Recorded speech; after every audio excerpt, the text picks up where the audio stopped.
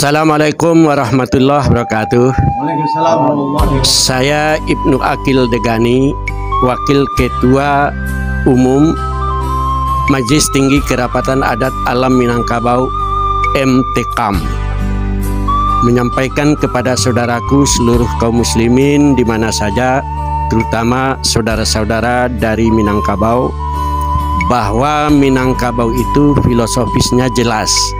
Adat basandi sara, sara basandi kitabullah, sara mangato adat memakai. Karena itu semua, marilah kita bela, kita junjung tinggi Minangkabau.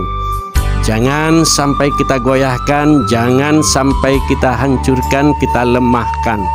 Kita jaga negeri ini, kita jaga Indonesia. Takbir! Allahu Akbar. Saya Azwir Datuk Rajo Malano berpetuah sedikit.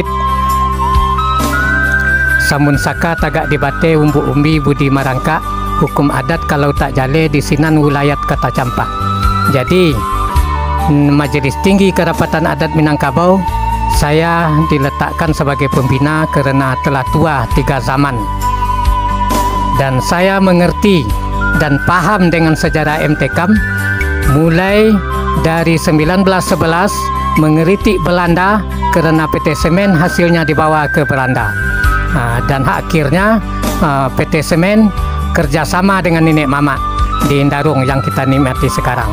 Kemudian tahun 1937 MTKAM sekjennya Profesor Muhammad Yamin, waktu itu masih muda, dan Mr. Asahad Datuk Mudo, waktu itu masih muda, dan juga tidak lupa Haji Mansur Daud Datuk Palimokayo. Itulah pejuang-pejuang MTKAM masa lalu, sehingga beliau ini duduk dalam kabinet Soekarno, kabinet pertama. Dan pada tahun 1948-1949 MTKAM membiayai negara yang bernama Republik Indonesia. Tentang pembiayaan tidak ada dari Republik. Sedangkan Soekarno dan Muhammad Hatta dan Agus Salim ditahan di waktu itu di Bangka. Dan sekian dan terima kasih. Saya Gus Wardi adalah salah seorang pengurus MTKAM dan juga salah seorang mengembalikan kembali hadirnya dan lahirnya MTKAM di Sumatera Barat pada tahun 2006 bersama Bapak Haji Nabidin dan tokoh-tokoh lainnya. Saya di sini akan menjelaskan kepada seluruh masyarakat Minangkabau dan juga Nenek Mama bahwa peranan MTKAM itu adalah dari dulu sampai sekarang itu sama. Ya, ini pertama menegakkan agama yang kuat di Sumatera Barat. Artinya sesuai dengan Ahli Sunnah wal Jamaah dan Islam itu rahmatan lil alamin. Tidak ada seperti yang lain-lain. Jadi mengembalikan bagaimana tegaknya agama yang benar di ranah Minang sesuai dengan filosofi tadi, adat syarat kitabullah. Yang kedua, peran MTKAM ke depan yang dulu sampai sekarang adalah menegakkan adat, ya, adat istiadat yang benar. Jadi kalau dari adat tersebut tidak benar, itu jangan kita tegakkan. Artinya adat yang sesuai dengan ajaran agama kita, yakni Islam.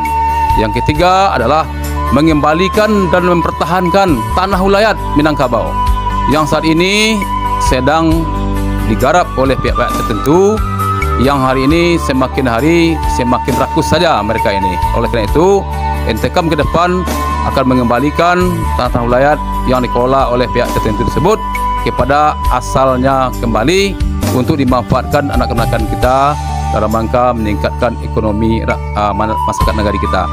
Yang keempat yaitu pemberdayaan ekonomi anak negari. Jadi ekonomi ini penting. Tanpa ekonomi mungkin kita sulit untuk memajukan negeri kita ini, ranah Minang ini. Maka dari itu salah satu peran MTKAM adalah meningkatkan ekonomi anak negari di ranah Minang. Demikian.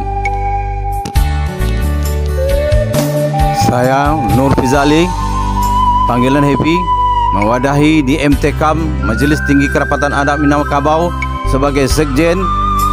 Kami menghimbau kepada pemuda-pemudi, anak keturunan orang Minang di Sumatera Barat sampai ke rantau, bahwa MTKAM menghimbau generasi muda bersatu kita mengawasinya Assalamualaikum warahmatullahi wabarakatuh.